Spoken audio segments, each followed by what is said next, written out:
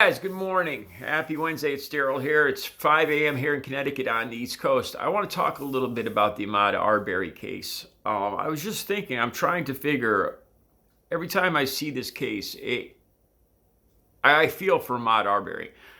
I feel like I could feel panic when I watch this. I don't know. I've told you guys before, I grew up out in a rural area where my father was the park ranger. And I remember, I would go ride my bike and play in the park and stuff when I was 8, 10, 12 years old. And I remember being chased down by people that had been drinking or whatever. People that just were out there just to screw. Thought it would be funny to screw around with some kid walking down the street in the middle of the woods.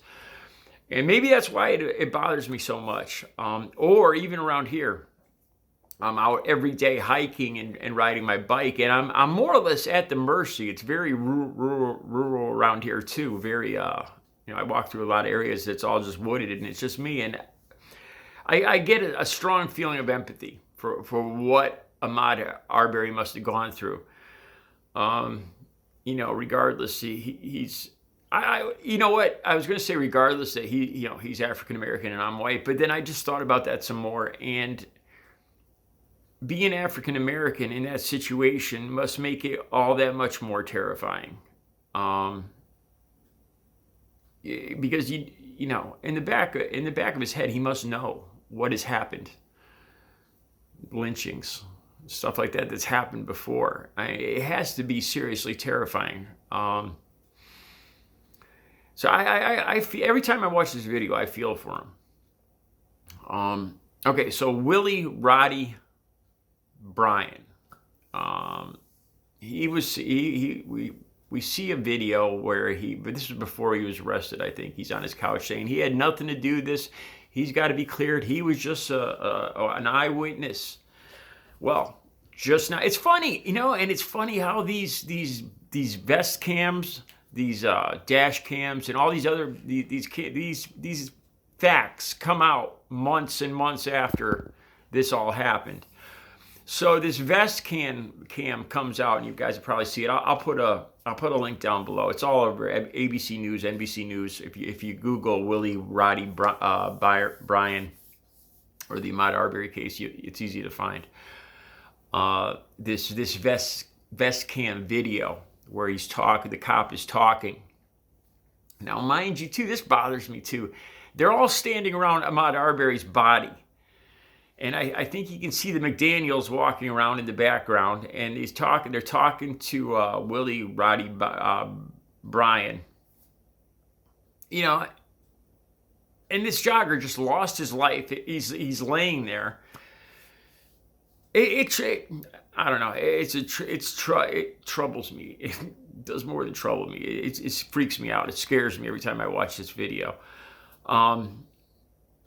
So Willie, Roddie, Bryan says, the cop asks him, "Were you just a passerby?" And he says, "No, not really, or not necessarily."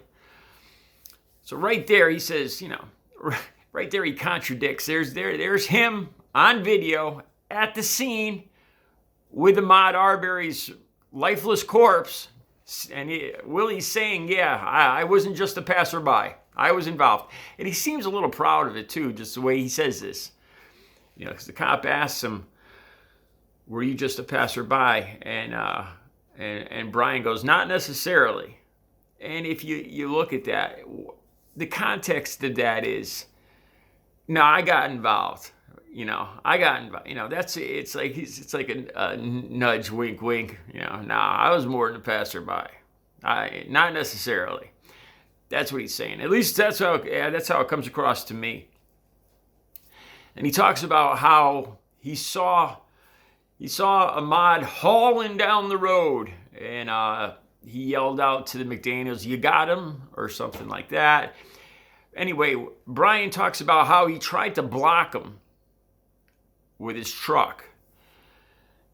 And you listen to this vest cam, and the way he says this, and it comes off kind of innocuous, like, he's just trying to block this guy, and then, Ahmaud Arbery runs around and gets around him.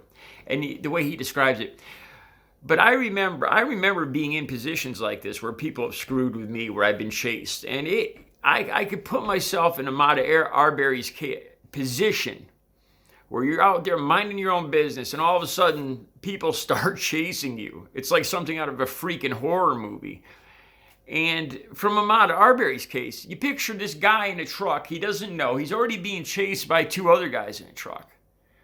And now this other guy starts yelling and pulls his truck out, trying to hit him.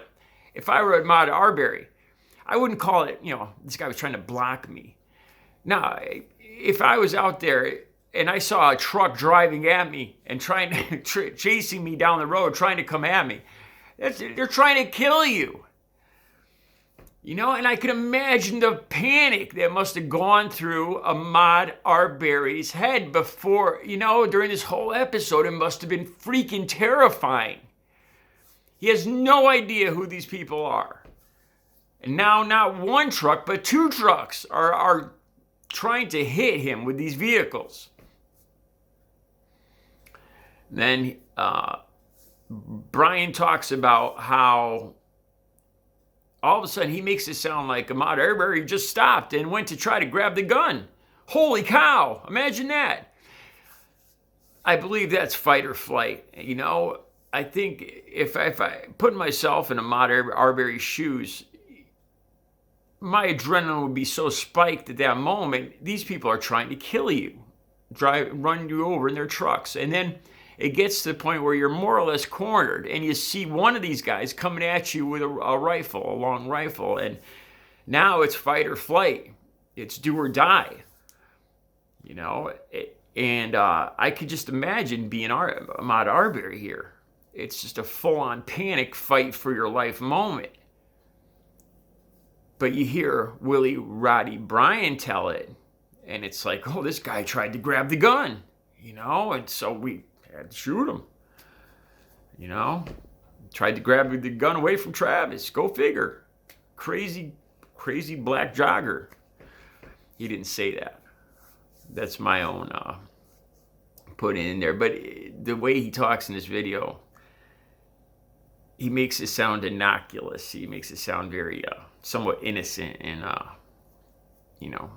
that it was just a case of mistaken identity, and I was just trying to block his path with my truck.